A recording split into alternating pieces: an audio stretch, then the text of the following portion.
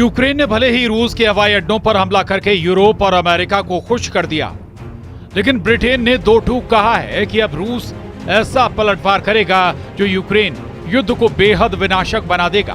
Britain ने तो America से सीधी मांग की है कि अमेरिका जल्द से जल्द ब्रिटेन को ऐसे लड़ाकू विमान दे जो एटमी हथियारों से हमला कर सके। यूक्रेन से खूनी बदला शुरू, जंग में उतरा ब्रिटेन का एटम बम और विनाशक हुआ यूक्रेन युद्ध।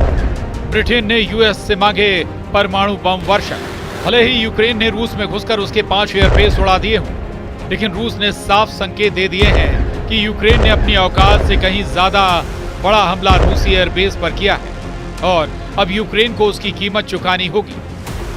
रूस के 40 से लेकर 41 सैन्य विमान, जिसमें बम वर्षक भी शामिल हैं, तबाह हुए हैं, लेकिन रूस ने यूक्रेन पर नए सिरे से भीषण हमले शुरू कर दिए हैं। यूक्रेनी सेना ने खुद भी माना है कि यूक्रेन पर रूस ने बहुत बड़ा हमला, मिसाइल और ड्रोन हमला किया है, जिसकी वजह से भारी नुकसान हुआ है। खबर तो यहां तक आ रही है कि अमेरिका में इस हमले की तुलना सेकेंड वर्ल्ड वॉर में पर्ल हार्बर पर हुए हमले से की जा रही है, जिसमें जापानी आत्मघाती लड़ाकू विमानों ने हवाई में मौजूद अमेरिकी नौसेना के बेड़े को तबाह कर डाला। पिछले 18 घंटे से जेलेंस्की और ट्रंप रूस पर हुए हमले का जश्न मनाने में जुटे, लेकिन पुतिन के जबरदस्त पलटवार को देखते हुए ब्रिटेन के पीएम कीर स्टॉर्मर ने अमेरिका से ऐसी मांग कर दी है जिससे साफ पता चलता है कि यूक्रेन युद्ध विनाशक दौर में पहुंच चुका है। ब्रिटेन ने रूसी खतरे को देखते हुए अमेरिका से परमाणु बम गिराने वाले लड़ाकू विमान की मांग की है, ताकि बेकाबू रूस को काबू किया जा सके। हम आपको यही दिखाने जा रहे हैं कि रूस पर हुए यूक्रेन के अब तक के सबसे बड़े ड्रोन हमले ने कैसे यूक्रेन युद्ध को तीसरे विश्व युद्ध के करीब पहुंचा दिया है। यूक्रेन और अमेरिका में रूस पर हुए हमलों के बाद जमकर डायलॉग बाजी चल रही है। यूक्रेनी और अमेरिकी पुतिन के रूस पर तंज कसते हुए कह रहे हैं कि कभी किसी को इतना भी मत डराओ कि डर ही खत्म हो जाए। अब यहां सवाल उठता है कि जिस यूक्रेन के साथ नेटो के 32 और यूरोप के 25 देश समेत 57 देश रूस के खिलाफ जंग में सीधे या फिर पर्दे के पीछे से जंग कर रहे हों, वो बेचारा, लाचार और कमजोर नहीं कहा जा सकता, बल्कि रूस अपने दम पर लगभग 1200 दिनों से जंग में टिका हुआ है।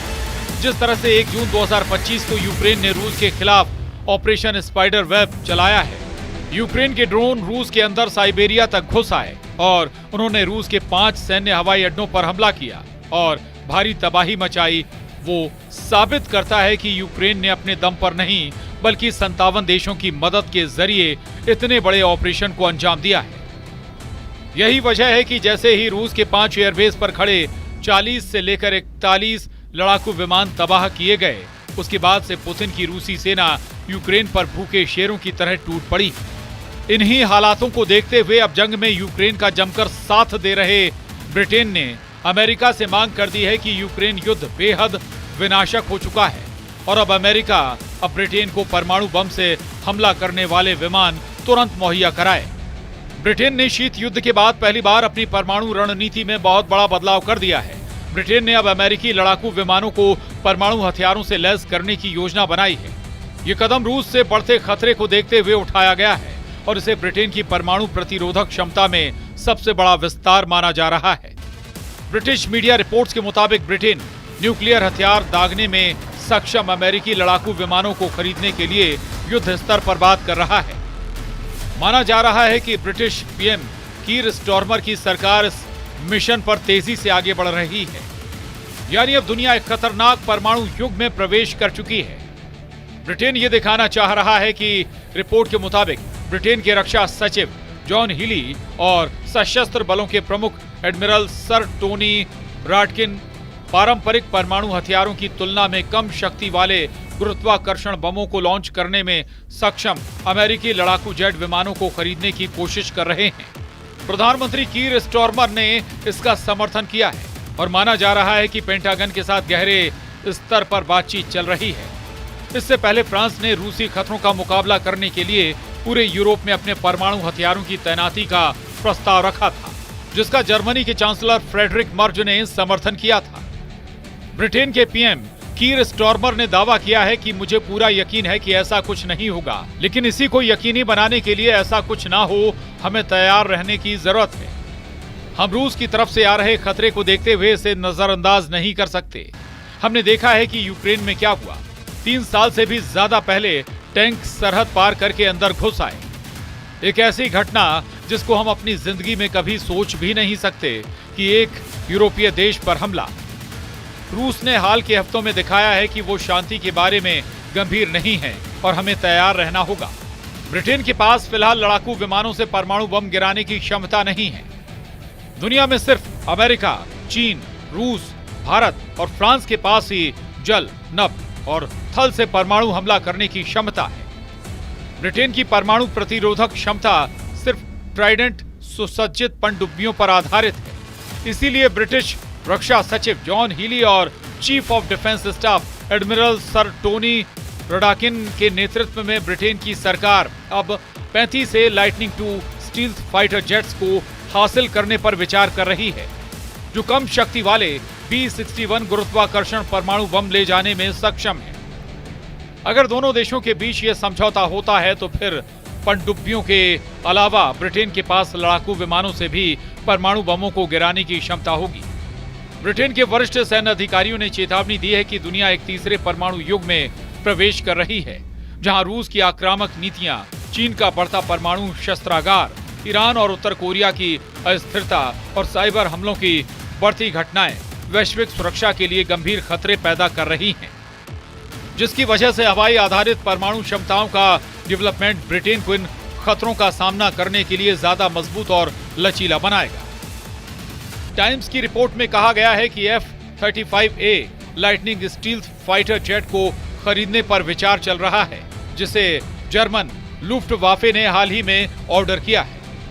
हालांकि दूसरे प्रकार के विमानों पर भी विचार किया जा रहा है। इन जेट की रेंज 1400 किलोमीटर है और ये B-61 थर्मोन्यूक्लियर ग्रेविटी बम ले जा सकते हैं, जो अमेरिका के 3708 परमाणु हथियारों के भंडार से हवाई ड्रॉप की जाने वाले प्राइमरी परमाणु बम है। इसके अलावा ब्रिटिश सरकार ने 7000 किलोमीटर लंबी दूरी के हथियारों के उत्पादन की योजना भी बनाई है। इधर रूस के 5 एयरबेस पर यूक्रेन के ड्रोन हमलों से बौखलाए रूस ने यूक्रेन के पूर्वी इलाके में खौफनाक हमले शुरू कर दिए हैं। ज़पोरिज़िया के कई इलाकों पर रूस ने भयानक मिसाइल और ड्रोन हमले किए हैं। हम आपको बता दें कि यूक्रेन के रूसी एयरबेस पर हमले से कुछ ही घंटे पहले रूस ने यूक्रेन पर सबसे बड़ा ड्रोन हमला किया था। यूक्रेन की वायुसेना के मुताबिक कि रूस ने एक साथ 472 ड्रोन यूक्रेन के ऊपर भेजे, जो कि अब तक की सबसे बड़ी संख्या है। इसके साथ ही रूस ने 7 मिसाइलें भी दागी। ये दावे यूक्रेनी वायुसेना के संचार प्रमुख यूरी इग्राट ने किया है। यूरी इग्राट के मुताबिक मिलिट्री ट्रेनिंग यूनिट पर मिसाइल और ड्रोन से हमला किया गया था, जिसमें कम से कम 12 सैनिक मारे गए थे, वहीं 60 से ज्यादा घायल हो गए थे। जिस जगह पर हमला हुआ वो सीमा से 1000 किलोमीटर दूर है। फिर भी रूस के ड्रोन वहां हमला करने में कामयाब रहे। यानी रूस और यूक्रेन दोनों ने ही अपने अपने हमलों से साबित कर दिया है कि अब लंबी दूरी तक एक दूसरे के यहां पर हमला करना संभव है, और इसी कामयाबी को फिलहाल राष्ट्रपति जेलेंस्की बेच रहे हैं। यूक्रेन के राष्ट्रपति वोलोदिमीर जेलेंस्की ने दावा किया है कि अमेरिका के साथ मिलकर यूरोप के पास रूस से बेहतर हथियार हैं। हमारे पास मजबूत सामरिक समाधान भी हैं। इसको हमारे ऑपरेशन स्पाइडर वेब ने साबित कर दिया है। रूस को यह महसूस करना चाहिए कि उसका कितना बड़ा नुकसान हुआ है। यही बात उसे कूटनीति की ओर ले जाएगी।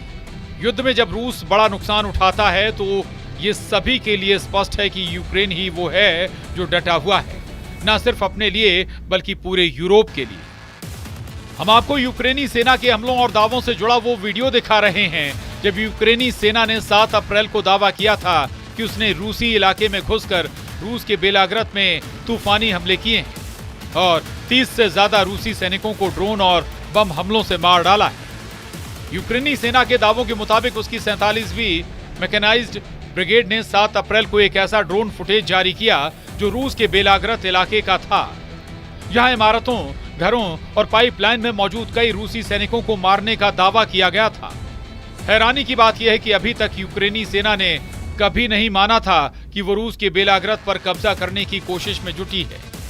उस वक्त यूक्रेन के राष्ट्रपति जेलेंस्की ने भी ऐलान किया था कि रूस के बेलाग्रद में यूक्रेनी सेना मौजूद है और रूस के बेलाग्रद पर कब्जा करने की कोशिश में जुटी है। जेलेंस्की ने 7 अप्रैल को दावा किया था कि उनकी सेना रूसी सीमा क्षेत्रों में हमले कर रही है।